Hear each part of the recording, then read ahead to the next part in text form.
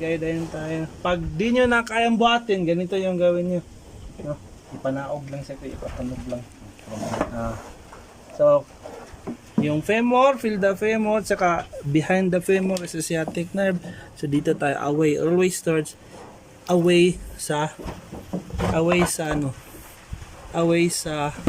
femur. No? So rub to desensitize. Yan. Sciatic nerve. So dito tayo away, always starts away sa